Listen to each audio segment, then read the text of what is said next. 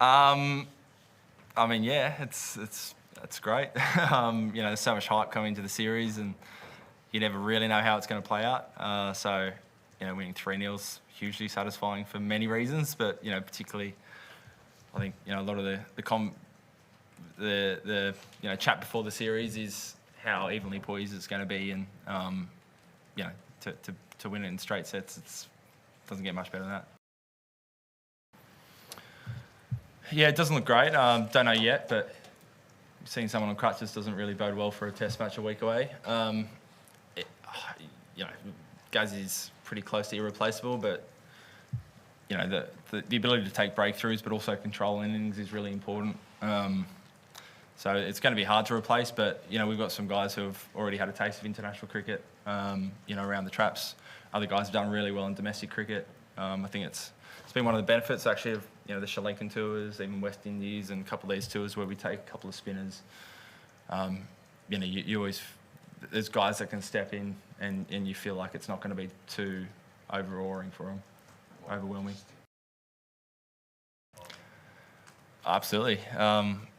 Particularly the amount of work I've had to do to kind of get up to speed in Test match cricket. You just want to play everything now. Boxing Day is a huge test. Sydney's a home ground, huge test. You just want to keep it rolling on, but probably need to be somewhat pragmatic at times. So, we've goal solely on winning this series. So we'll save this for a few days, and no doubt when we get closer to Boxing Day, people start thinking, okay, it would be pretty cool if we can go up 4-0, and hopefully then in Sydney do it 5-0.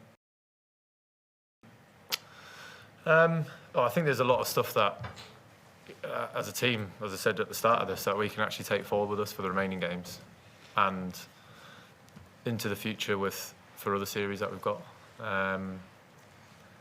So obviously it's pretty emotional time for me in the dressing room and the guys, players, management, backroom staff.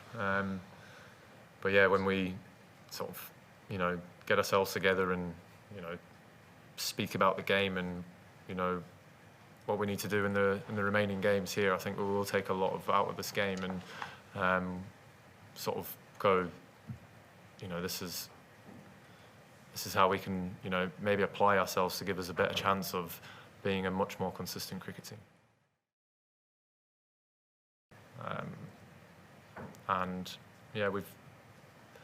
We've not been able to stand up to what Australia have thrown at us.